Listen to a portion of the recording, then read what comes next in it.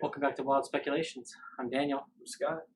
This week we talk about Critical Role Campaign 2, Episode 103, Maritime Mysteries, or Buttholes this time. Off the bat, I have to acknowledge you were correct in your estimation of how much of the episode they would be planning. I was like, yeah. Like, wow. At the end of the episode, I was like, wow, I was pretty much right on. Yeah. A little bit of traveling before the break, but yeah, pretty much right on. And they were talking about finding something or someone to help them.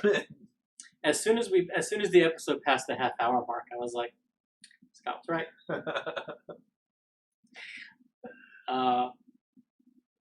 We did happily get informed of their fleeing from the dragon turtle.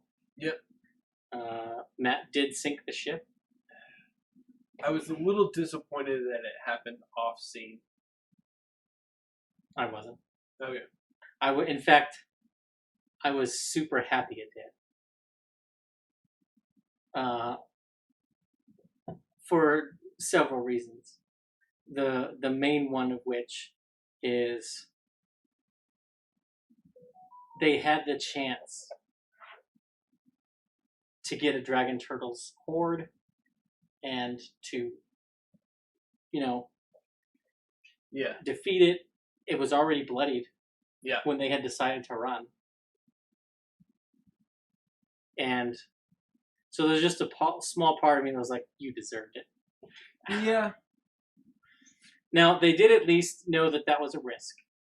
And they had the crew camping on shore. Which probably saved their lives.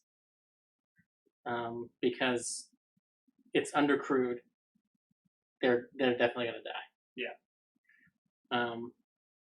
So, yeah. I was not upset that it was off screen. Matt did not feel bad about it because he knew there was a cache of ships on the island. Well, I mean, they could just teleportation circle. Yeah. When they first said it, that's what I thought they were going to do. Okay, they're done. They're going to teleport circle up to the place near the dust, up near the volcano, where they paid for the access because they're headed north anyway. Oh, you mean when they're done with normal custom? Yeah. And that's how they leave the island. Well, except that they need to talk to what's-her-face first. Yeah. I mean, they can go wherever. I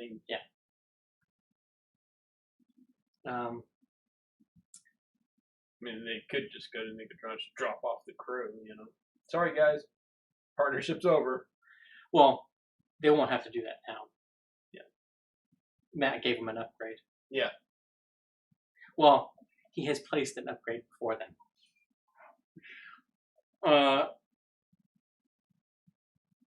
But their conversation that they were having with Delia, where she's like, well, can you?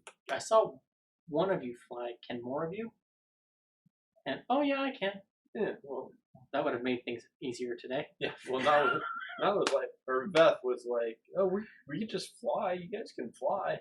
Yeah. Oh, wait, more of you can fly?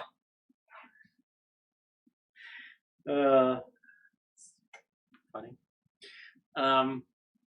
Like watching the one person climb over the chain link fence with the barbed wire, and then after they get over, oh, that was cool. Open the gate, walk through it. Yes.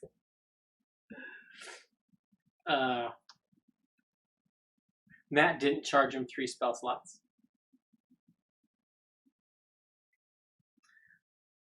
Spell slots? Yeah. Or flying. Oh. Because when she was talking to him about it, she said it would be about 3 hours to fly to Heaven's Falls. And he only charged him 2. And even gave him a little bit extra. So I don't know if that was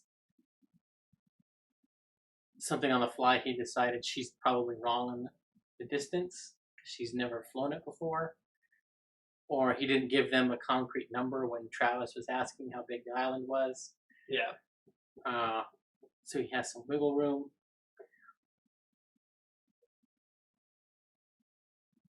I also was confused about him asking for the strength check.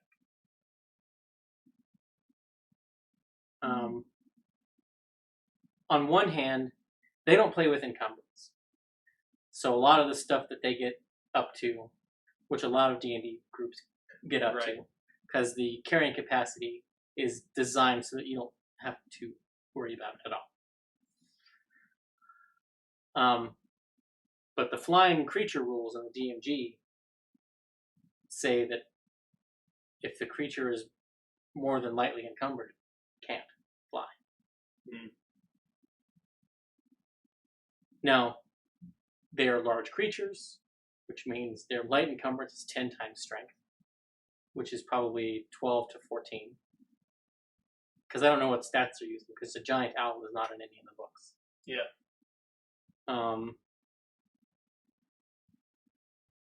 So, well, there is a giant owl, but it is not of a size that can carry humanoids. Yeah. The giant eagle is. Which is what I assume they were using. Yeah. Which I think has a strength of 14. Right. Which would be 140 pounds. Caduceus outweighs that immediately. But I think he did the strength check to show the difficulty that they were having. But I don't think when he asked for it that he had a pre-planned fail state in mind. Which is something I do sometimes when I call for a check. I expect it to be passed, and all of a sudden the dice betray me. And I very quickly have to decide what the hell is happening. Yep. And it gets back to debates I've gotten into over the past 3 weeks, actually. I've gotten in at least 2 in various forums. That we call them success tests when you roll a die. They're not. You're testing for failure. Yeah. You're seeing if you fail. Because that's what makes it interesting. Yeah. When things don't go to plan, that's drama. Yeah. So, but I don't think Matt had a fail state in mind when he called for that strength check. It wasn't going to cost him extra time. Right. I think maybe he thought he would have it do damage to the people being carried. But is that fair or fun? Right. Without giving them some kind of save? So I think I thought this when I was watching it, because that's what I do when I watch Critical Role, is if you're going to call for the strength check, the fail state is the carried have to make a dexterity save. And if they make that, then they don't take any damage. Yeah. Or half damage, maybe. It's not... And the other side of that coin is...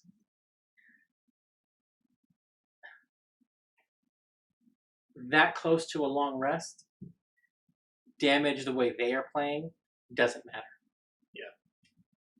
If you're not having to spend hit dice or resources to heal up any damage, then it doesn't matter, which is why I think ultimately he just let it go. Yeah. So, and it's one of those things you sort of can't have it both ways. So. Right. One of the things that we were proven correct about. Okay. That was the Shadowfell. Yep. And the planar shards idea. Mm-hmm. Haven't confirmed yet that it's an anchor point for the planes or the gate. But I think that's what's in the ruins. Yeah. Evidence of that. That's where I'm leaning to. Do like they set up the dome and everything, get ready, and Art Dad is Art Dad. And I just assume the inside of that is filled with the artwork they play before the show starts. It was just what we watch every week. Yeah. Yeah. With him picking out certain moments. Yeah. Yeah. And I was right in his choosing Fabricate. Yep. As his, if he didn't choose it last level, this level. Yep. And I think he had foreshadowed already choosing Programmed Illusion. Yeah. Because he's gotten every single. I think he has minor. No, I don't think he has minor illusion. He has seeming and major image, mm-hmm.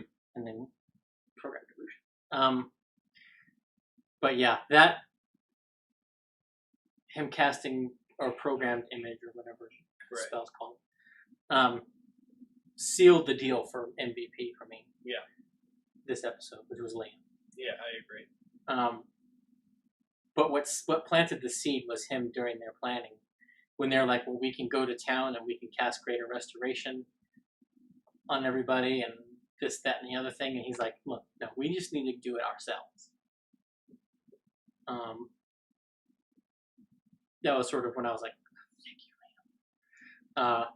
But his narrating of what he programmed mm-hmm. was just... Yes. And I have to give a shout out to a YouTuber, okay, Gamma Alana. The video is titled "Memories of the Mighty Nine," and it has a spoiler, a warning in the title, but that's immaterial. But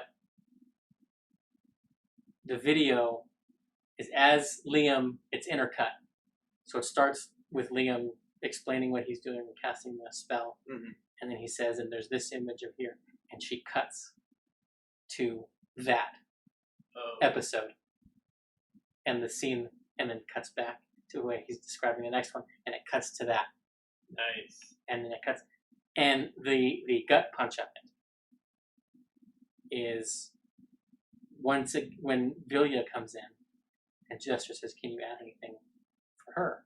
And Liam says, Caleb, her as a young woman with 2 legs, walking, and then she says, "Can you add a man with blonde hair?" And they do where a lot of people who do the cuts will do the zoom ins or the isolation of the players.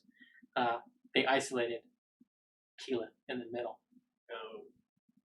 as Matt is talking through. So Matt's on this half of the screen, Liam's this half of the screen, and Marisha's down here in the middle. As she's describing to Caleb what she wants him to put, and Marisha, if you watched it or anything, she's quite affected. And then she cuts to campaign 1. Oh. To the ceremony where Caleb gets the mantle. Oh, wow. And becomes the boys. Yeah. And Matt saying, you see your mother, or a memory of her, and you know that she would be proud of you if she could be here. And it's like, oh, and there's music. It's very good. And there's another video I found, Jay Newman, Mystery of Vilya, which is, I wish I would have shouted it out last week, or when we first talked about it. It's he cut together all of the instances of Keelith talking to all the different Ashari. Oh, about her mother's journey. And her getting the lowdown from them on the last time they saw her. Right. And then when they're at the water Ashari, she failed. We only found her leg.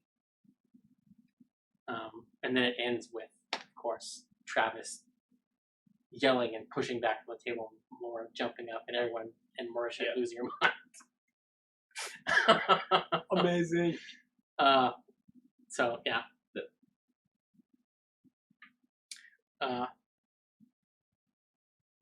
Great couple weeks of Critical Role for sure.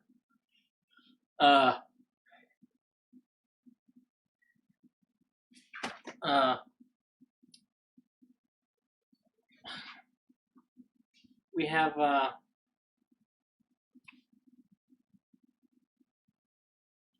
the communes. I didn't actually write those in my notes, but I think we should talk about them. Okay. After as Caleb's setting up the dome, right? Jester and Caduceus both cast their commune spells, and Jester sort of confronts the traveler about, "Hey, did you know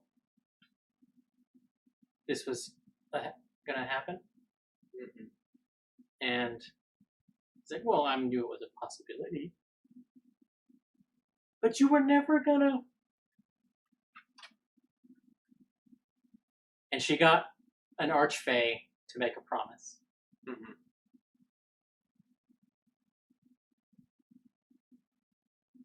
How much wiggle room does the traveler have?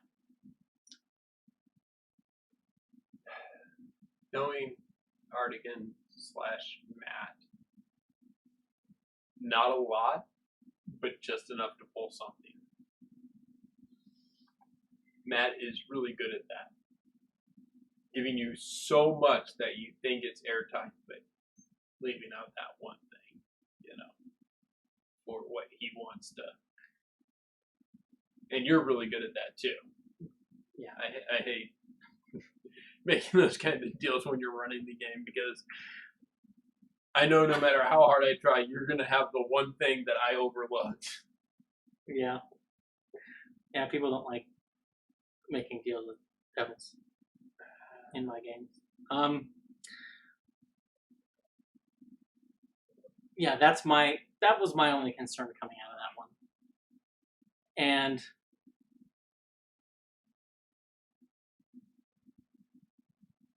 it has to be a role-playing choice for Taliesin. The Caduceus always asks questions to which we already have the answer. Mm-hmm. Or that the other Mighty Nine have already concluded something.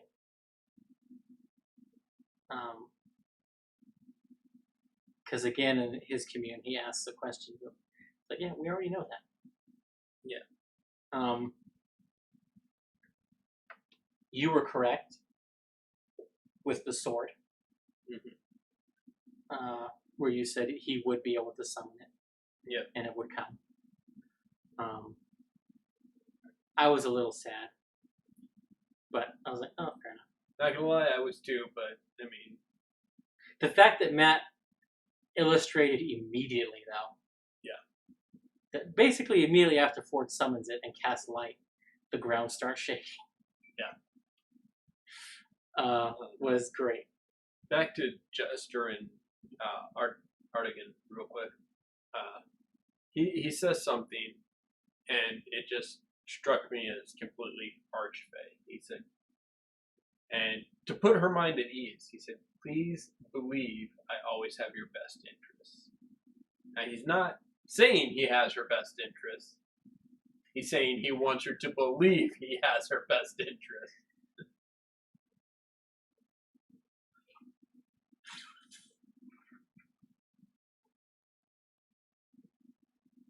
I don't know if we've seen enough from him that implies that he doesn't. I mean, you can argue him choking out Vax'ildan in Campaign 1 was not in his best interest, but he also sort of knew it wasn't going to hurt him. Yeah, no, I wouldn't. But see, that's the rub. so Jester's the one that put him on the path to Godhead. Is him weaseling out in his mind, well, I know Bax isn't going to die if I strangle him, so I can strangle him. Oh, well, if you forget about me, it's like I was never there. Yeah. Now, right now, you would argue that's not in your best interest. You wouldn't like that. But if you don't remember, who's to say? Yeah. And I do kind of wish.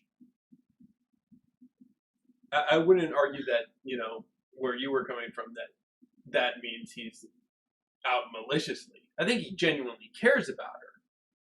But I think doing things that most people, including her, would agree are not in her best interest to get what he might still wants, view as her interest. He might still view as, well, if she doesn't know, then no harm, no foul. Yeah. Well, if he doesn't actually die, then no harm, no foul. Yeah, that's true. That's fair. We had over half the party. Over half the party fail. Yes. The check to retain their memories. 400 gold worth of diamond dust. No. Gotta get off this train. I'm off the train. I'm done. Greater Restoration no longer has a material component. I just had to bring it up. I know, and I was going to bring it up too, and that's why in my notes, I just said stop complaining about it. And that's why when I saw your notes, because you write your notes first, I just put 400 gold worth of 400 GP gone for memories. Yeah, well, 500 if you count. Vila from yeah. 4, yeah. But I just meant in that instance, the 4. Yes. Exactly. And there's a lot of talking in the YouTube comments about how much residuum do they have, because they still have that, this, that, and the other thing. And I'm just like, I'm done with it. When Matt looked down, presumably at a spell list, she casts it. I said, okay, we're done. No more material components. Yep.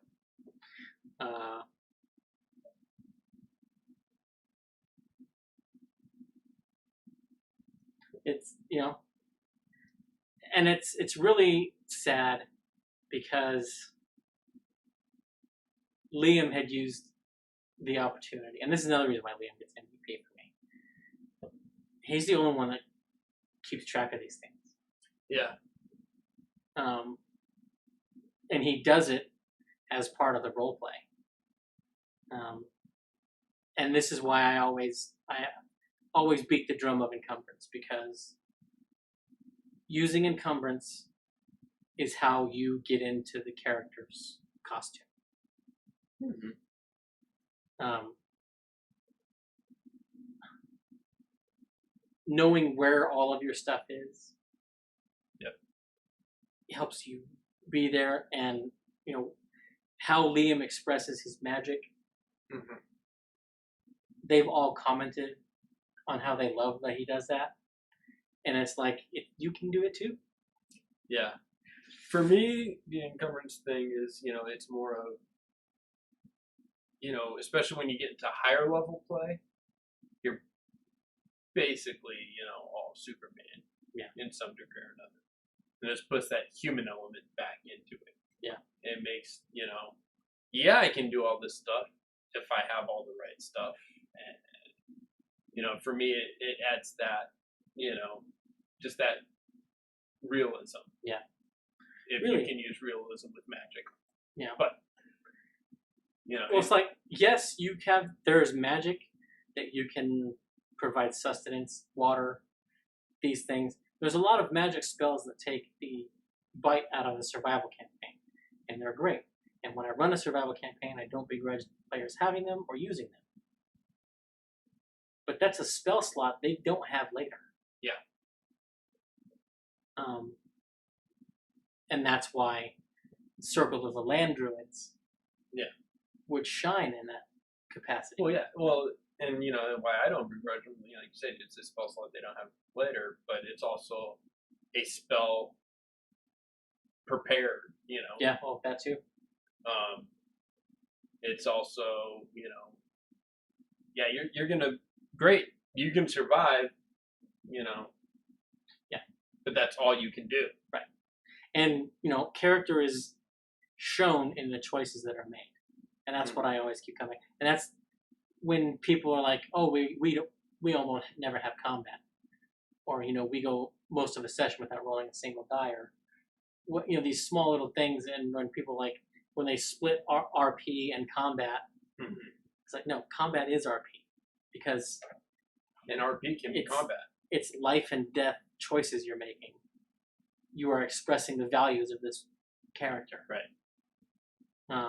Well, and even, and I don't believe you should, I believe you can go a while without, rolling, but I believe there should be dice in the non-combat situations too.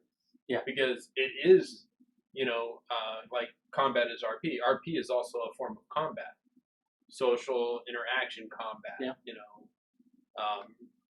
Presence. It's where those. It's certainly conflict. Yeah. Yeah. And so, yeah, you can't really have one without the other. Yeah. But yeah. So getting back. So after the Raider restorations. Yep. They decide to explore the space again because Bo's exploration wasn't enough, and so they decide we're going to explore again. And Liam dives for pearls. Jester goes with him. So much widow jest in this episode. All subtle, of course, because widow jest is only ever subtle. Yeah, but so much. I mean, yeah. From Jester being so excited that Caleb agreed with her and said that it was a good idea or a smart idea, or whatever it was he said. She was like, Yeah. The part that got me was Caleb when he's like, "Hey, what do you want to happen? We'll make whatever you want happen." Yeah. He's like, "This is all about you. Whatever you want, we're gonna make it happen." Yeah. And I think we may see a major shift if there's ever going to be Widow Chest. This is the episode where it made the turn.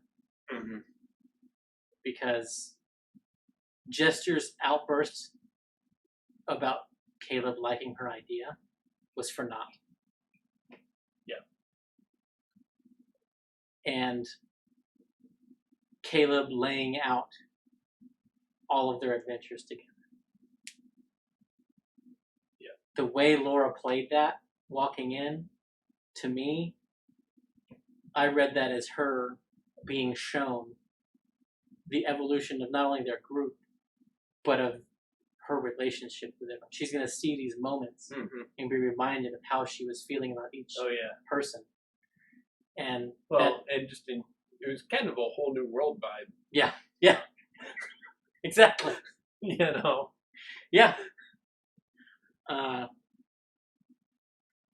So, yeah, and then the next morning, not saying anything, she goes to help Caleb do what he's doing. Mm-hmm. Yep. So, yeah, it was great. But, getting back to Matt not having defined, possibly, the fail state, the waterfall, strength save. And the reason I say he probably hadn't defined it, he hadn't thought about it, is because he didn't make Bo make the check the night before. Mm. Yep. Now, it's possible he forgot that portion. And maybe he gave her the benefit of the doubt that it's dark, so she's not going to be getting too close. He's just going to give her enough. Yeah. You see how wide it is. see it's basically here. She confirmed that it's not pulling any ocean water, so she's not getting close. Yeah. Whereas in the daytime, he doesn't cut him that slack. Right. Yeah, and that's how I took it. She is the second smartest in the crew. Now that she's got the headband, she does have the wisdom. So she's got the intelligence and the wisdom to not be stupid. Yeah. Not saying that she won't be stupid at times. The best of us are, and it's part of the fun of role playing. Yeah. Like you said, the consequences are the drama, where it gets interesting. Yep. But I think and I've done that. I've got this set up. Well, I got to give them the benefit of the doubt that when it, Yeah. And it'll be more impactful when everyone's there and experiencing it than just this one, and now That's they true. know their way around it. That's true. And that's kind of how I took that scene. Yeah, there's some element of truth to that. Getting one of them in your trap is not as much fun as getting 3 of them. Yeah, for you or the players. Yeah. But he didn't have it do any damage, which was odd to me. And then it shot them higher than the water was going. And that's the damage they took. Yeah. Which was weird to me. And like my ballpark, and I don't know how deadly he meant for this to be either. Hmm. But my initial thought was 15v6. Because it's 150 feet. Right. That's shooting up. If you were at a waterfall and fell that far. Cuba. Or bow. I mean, to be fair. Marisha.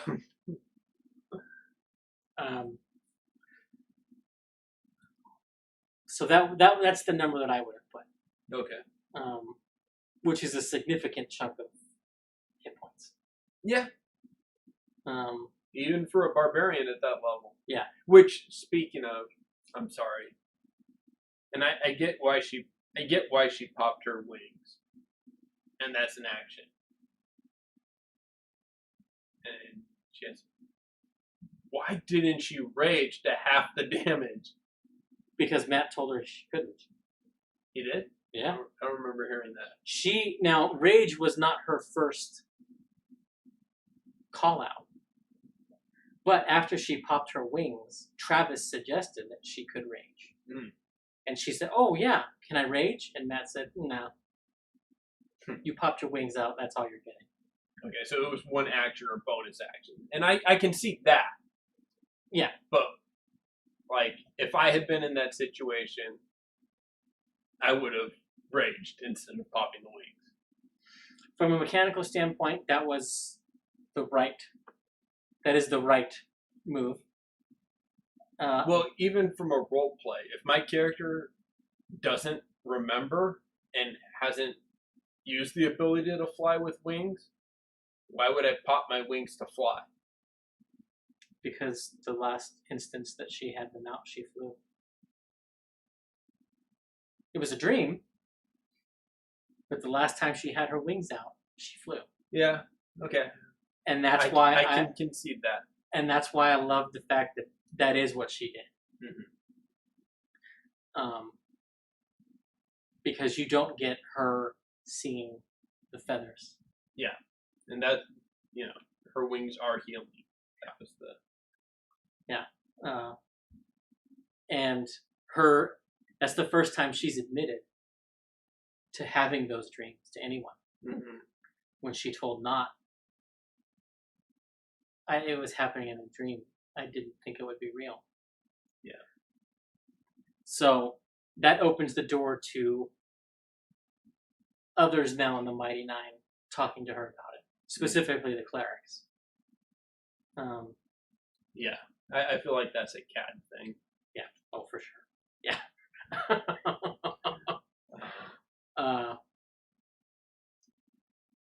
But they do, between Caduceus and Ford, they discover the illusion in the massive cavern, and which to me is now the second Moana reference on this island. Yeah. The first, of course, being The crab and Vokodo. So yeah, and Matt says there's a ship that's a third again as long as the Ballier. I have a feeling that is a no, I'm drawing a blank. The authority on the coast, the Navy. Oh, the Clovis Concord. Yeah. That might be one of their ships. Okay. Or that's the big pirate ship. And yeah. But we didn't get any. They didn't make any investigation rolls. Matt didn't give any information because PvP. The best. The island still hates Caduceus. This whole episode, I kept thinking that this island just really hates him. Well, somebody's got to be Jorky. Right. Or Miles, if you were more into DS9. Because everything bad happened to Miles, too. Just engineering. Yeah. 2 first-level spells. 3 first-level spells. And a 5th-level spell. Assuming Ford used his first-level spell to cast command. Yeah.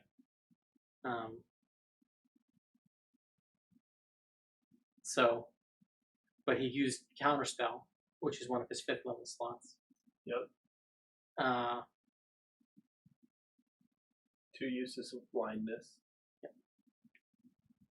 So, at least I think blindness is first level. Might be 2nd level. I think it's 2nd. I think it's 2nd level, actually. Regardless, yeah, the spell slots were wasted. Yeah. They wasted more resources on that than they did with any of the stuff that Matt put in their way to waste resources. Yeah. Yeah.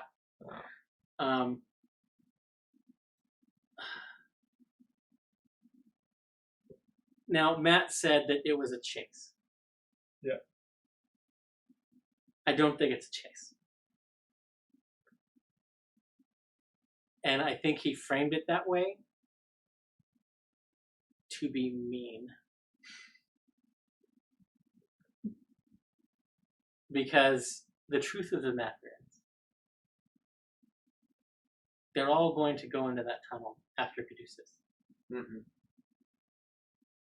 Only one of them has succeeded on the check. Yep. And last time, 3 of them failed. They've already got 1 who failed. So. Yeah. And I think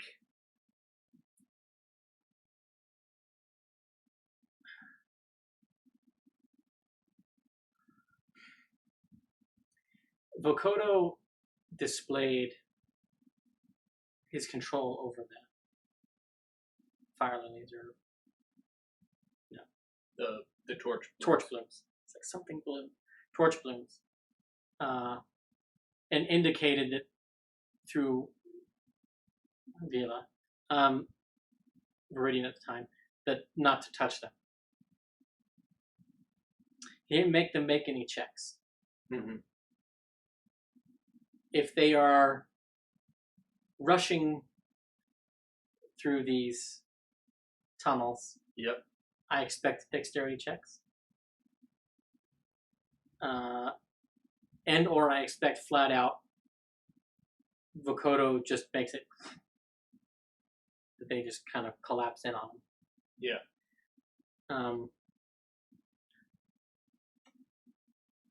And maybe that depends on how many of them subsequently fail the wisdom save. Yeah. But yeah, calling it a chase is just mean, and puts it in their heads that they might be able to catch Caduceus and pull him out. That's not going to happen. I think they're too far behind, and the only person who can catch him couldn't stop him before. Yeah. Well, the interesting thing is the other side of that, from a mechanical, outside the character aspect.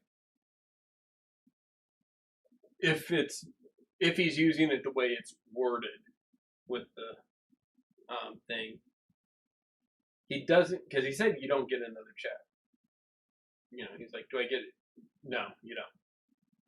But it says that when he sees it, when he sees the Morkoth, and then after that, at the end of each of his turns, he can make the save.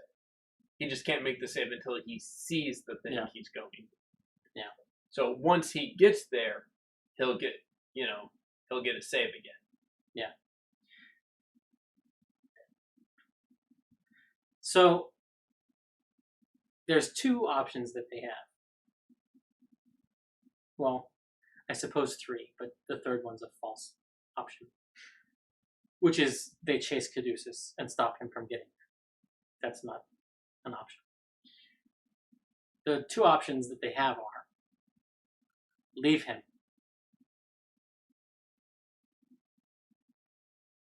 and let him face Vokodo alone.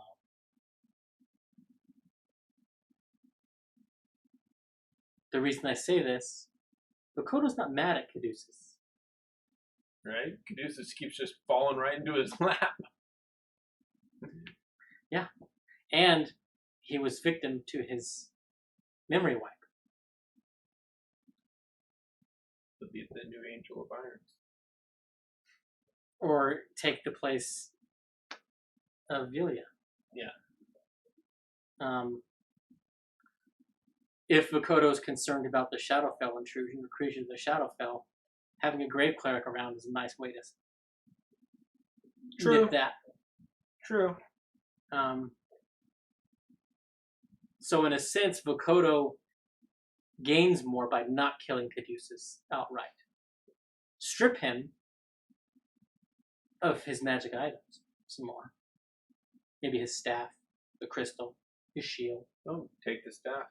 And then when they return Vilya to Keelet, he can get the staff for the Wilde. I like it. Yeah. The other option, which is, I think, what's going to happen, they decide or realize the only way out of this is to kill him. And they come in swinging.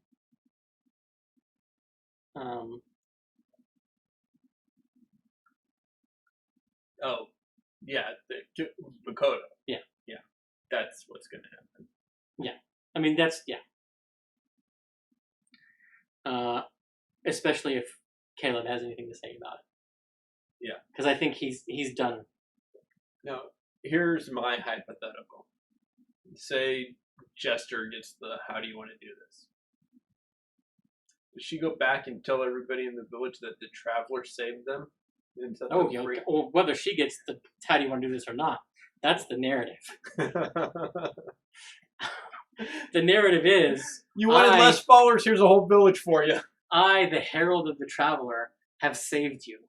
Oh, and 2 days hence, his entire church is going to set up here on the island. This shall be a holy place.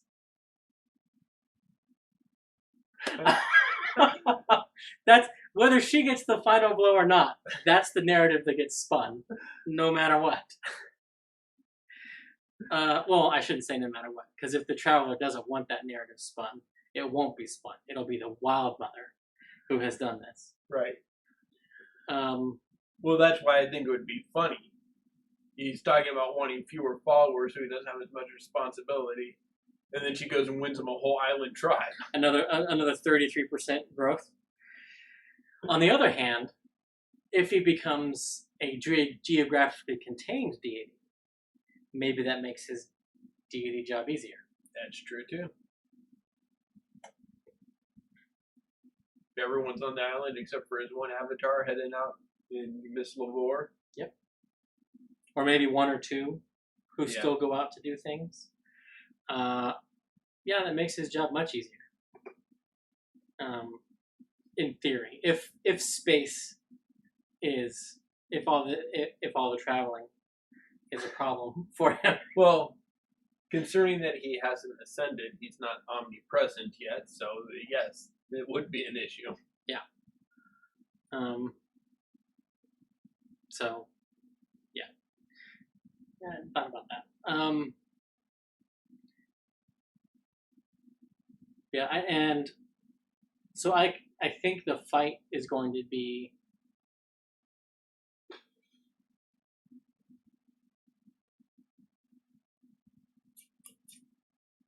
if it's only pre-break. The break might be late, but I expect it to be the entire first half of the episode. Yeah.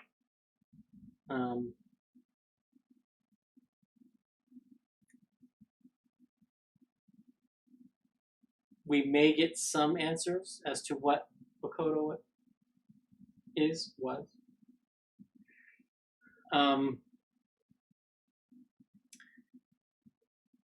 If they're done with Makoto before the break, I think they go to the ruins post-break. Okay. And then the following episode 105 will be Traveler Con, I think. Because I don't think they wait until after Traveler Con to explore the ruins. Okay. Caleb Liam was fairly clear in his assertion that we need to clear the island. Yeah. So I think that's what they're going to be doing, is going and clearing the island. It's possible. So this thought occurred to me today, preparing for tonight's show.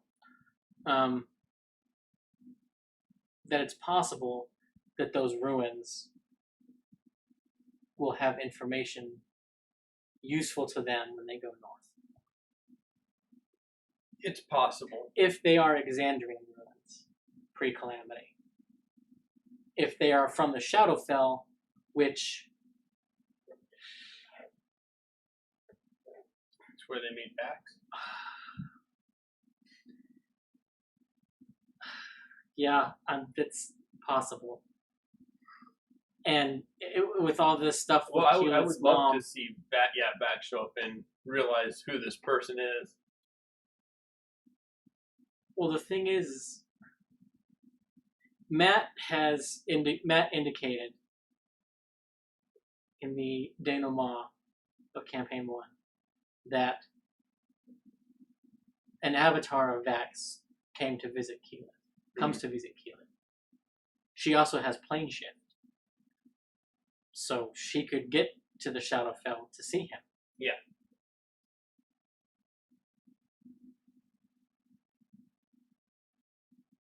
How long is it before he tells her, she asks, what have you? Julia didn't pass through. Yeah. Well,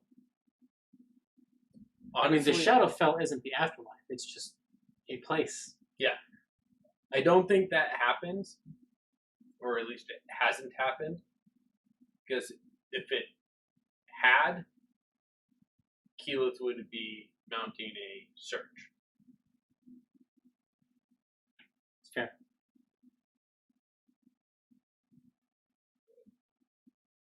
Yeah. Now, if Vax randomly meets her, realizes who she is, then yes, he tells her immediately and tells her the location, and she uses tree stride and goes and gets her damn mom. Yeah. I still think the way it's going to happen, and really, Vilya has said that she has the ability To tree stride, yeah. So, which is just another way off the island. Yeah.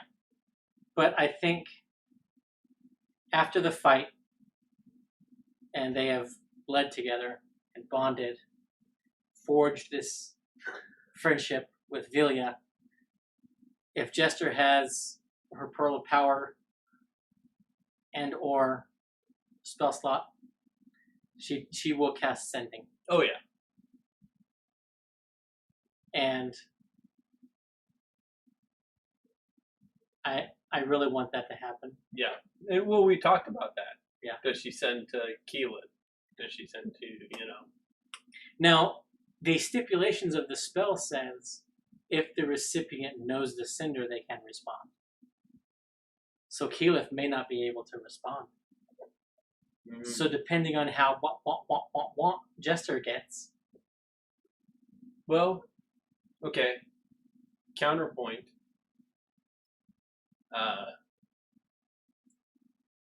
The spell does state that you're known. The caster knows you're the one that sent it, or the recipient. 2, Dyren was able to respond before she met Jester. Yes. 3. But it's possible we've already talked about the fact that Keyleth may very well know of Jester Labor through Alora. Yes. It would just be.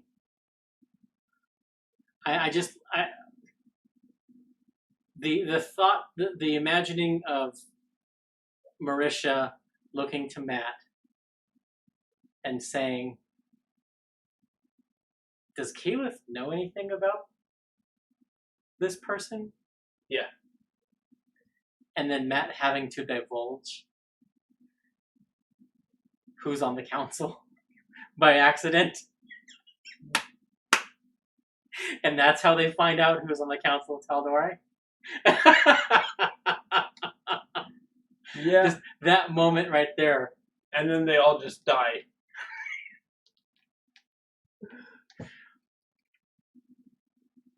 Or Matt follows through with his threat.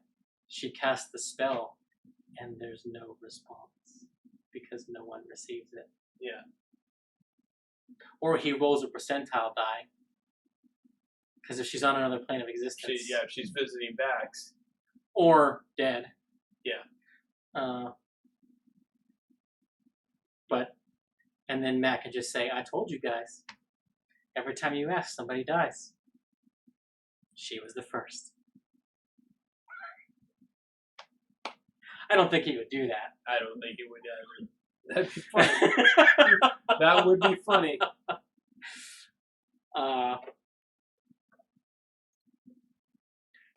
But I was thinking about the ruins and thinking back to what Matt had said, what Vilya had said about the Bodak being further north. Mm-hmm. And that it's not normally this far. And that the Shadowfell is growing.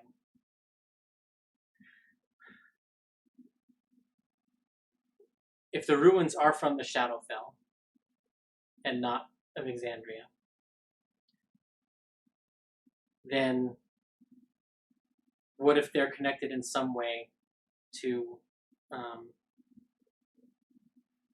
the city that was on top of the Titan? Where Vecna was. Mm-hmm. Or maybe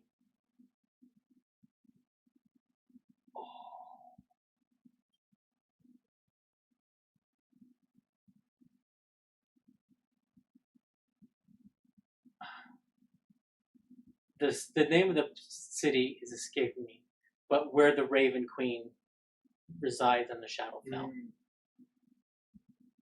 Yeah, it could be. And if this is in some way connected to her and her ascension. Yeah, so my thought was it had to do like the ruins had to do with the gate. Yeah, that's I'm still sticking with that, but I'm just throwing other things out there. Yeah. I think that, and I'm gonna go back to where we were at the beginning of the game. What if they need new trammels to rechain the Oblivion? And like I said, like we said back then, the Raven Queen gave one, and that's part of how she locked in her ascension. Yeah. And her place. This could be that moment for the Traveler. Yeah. If that is indeed, well, and in some sense, it's possible that that happens. Well, it can't be without him because it has to be given.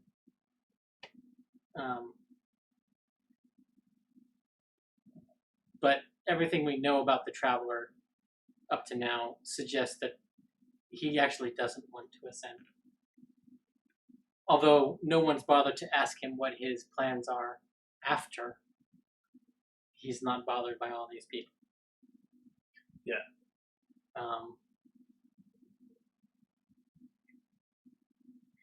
Also, I started thinking about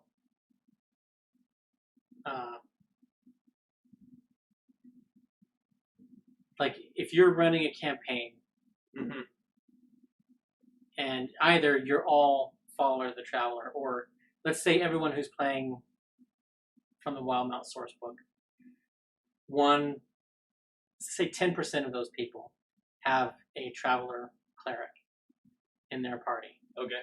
And they're coming down.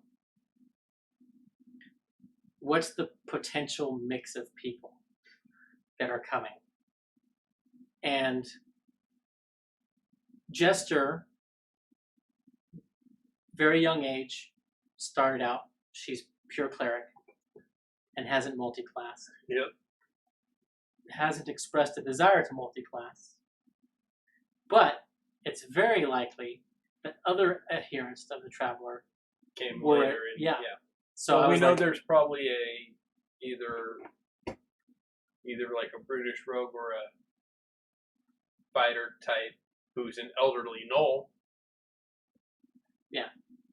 Yeah, exactly. So I was sort of daydreaming about what.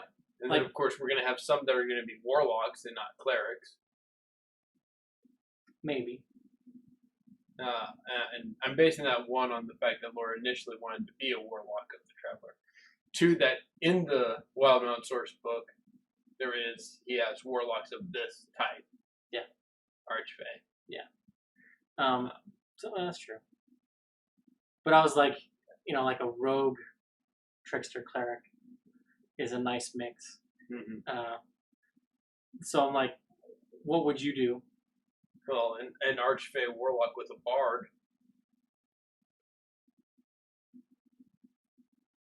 Oh, that was the other thing I thought of.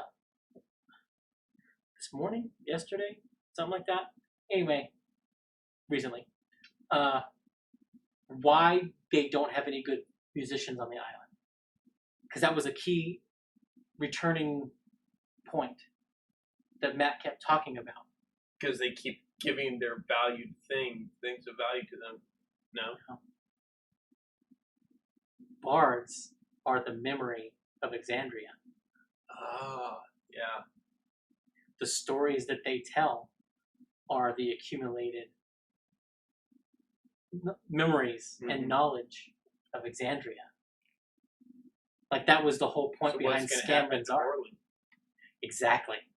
And that's Orly is a bard. Yep. So I'm wondering if Matt, behind that screen, made the check for all the crew members.